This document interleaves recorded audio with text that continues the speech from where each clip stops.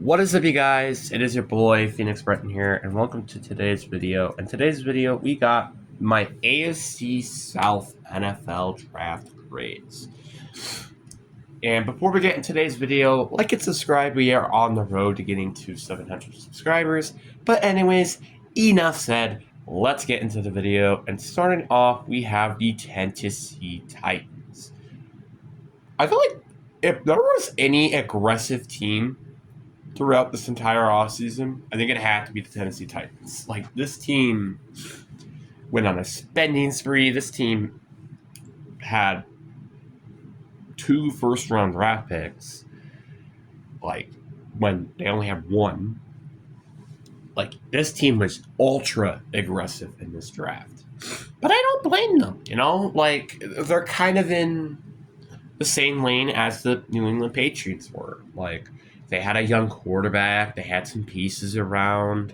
Now it's just a matter of getting those pieces more pieces. And that's kind of what they did, especially with this draft. Cardinal Tate. Literally perfect. I know there were rumors that their Jeremiah Love would have been picked. And Jeremiah Love was picked by the Tennessee Titans. This draft would have been significantly worse. Trust me. Then they went and traded up, got Kendrick Folk. Great pick, too. That was an absolute steal. Anthony Hill Jr. in late round 2. That was also a good steal pick in round 2.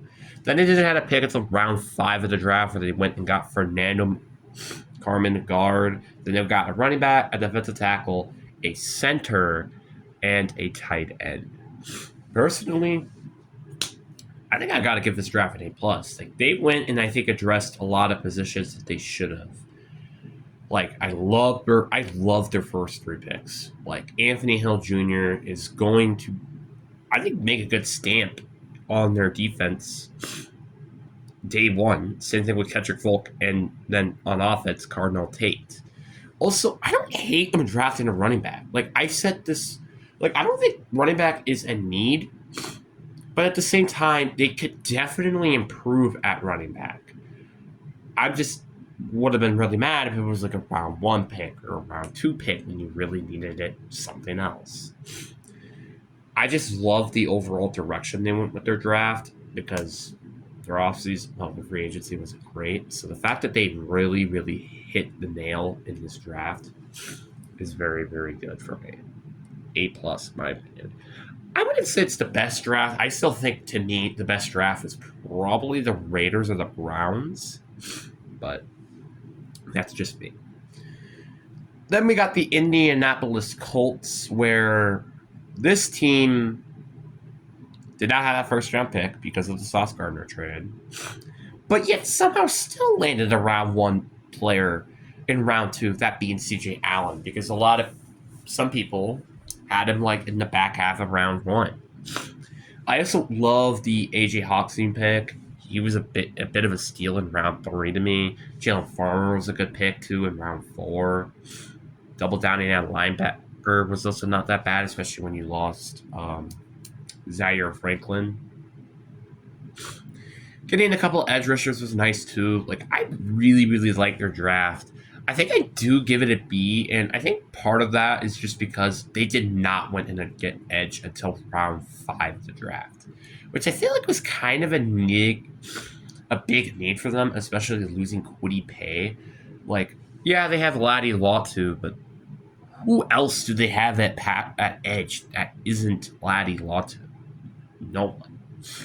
So, and also, just because they didn't have a first-round pick is another reason why I give them a B.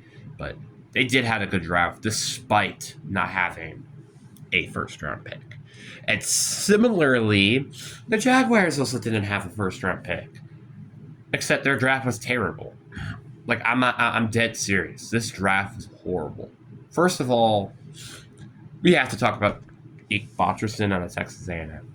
I said this before. Outside of Eli Stowers and Kenyon Sadiq, I did not like any of these tight ends that much. And the fact you went and drafted one in round 2, and especially when it wasn't your biggest need whatsoever, is a bit embarrassing. Like, I'm dead serious. This was not a need that you needed.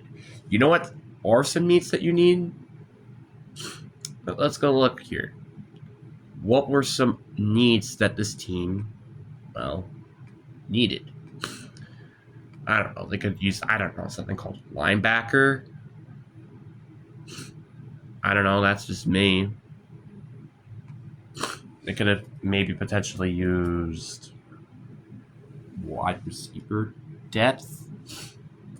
Like, you kind of get what I mean. Like, this team. Let me actually go look up their depth chart now, real quick. Because I did really not like their draft. Obviously, the Emmanuel Pregnant pick was really good. I will be honest. The fact that he was available in round 3 was kind of nuts. Oh, yeah. They didn't address running back. You know who's their starting running back according to ESPN's depth chart right now? Chris Rogerson Jr. Who is that? Obviously, I'm pretty sure it's going to be Bashal Tootin. Sorry if I mispronounced it. But, yeah. They even could have used offensive line help. Like, there were so many things they could have gone with that wasn't freaking tight end in round 2. Then they went and got Arbit Grills in round 3. Fair. Then they also got Emmanuel Perignon, as I said before. Great pick. Then they got Jalen Husky out of Maryland. You kind of get what I mean. They did not went and address the positions they should have addressed in day 2 of the draft. Now, I'm not saying like, oh, safety wasn't a need. Safety definitely was a need, but I just don't feel like they needed interior depth. I just didn't think they needed. They didn't need interior depth whatsoever.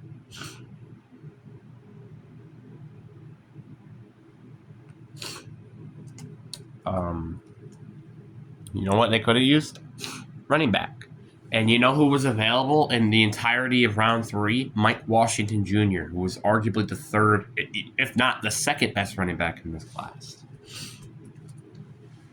Which is why I'm so frustrated that they went and did the things they did. They didn't even address running back, by the way. And also, you know when they addressed linebacker? With their last pick, the 240th overall pick, who might not even be on their roster. And you know how many times they went with edge, despite they didn't really need edge that much? 2. You know how many times they went with wide receiver? 2. You know how many times they went with tight end? 2. I wasn't a big fan of any of these picks almost. Which is why I think I have to give this draft a D. I think it's very fair to give them a D, similarly to the Rams, because these are equally as bad draft classes. That's not even a question. That's just a fact. Then we have the last team here, where we have the Houston Texans. I was not a big fan of the Caleb Rutledge pick. Like, there were, in my opinion, better interior offensive linemen available, that being Emmanuel Pregnant and also Chase Bosnick out of Texas A&M. But they did certainly redeem themselves with the Caleb McDonald pick out of Ohio State. Martin Klein out of Michigan, I just didn't know how I feel about this. Like, again, I wasn't high on a lot of tight ends in this draft. I did like the Kamani Ramsey pick in round 5. I think that was a really, really good pick.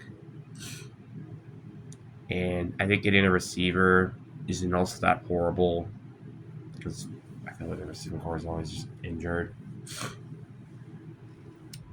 Getting a linebacker, I think, was also nice. Actually, never mind. I was about to say, my only complaint is they didn't draft interior defensive line, which that's a lie. They definitely did. I think it's a decent draft. They could have really drafted a running back. Like, maybe if you swap Marlon Kine for, like, Mike Washington Jr. or, I was about to say Jadavian Price, but he was already gone by that point. But I didn't hate their draft. I was just a big fan of it. I would give it like a B.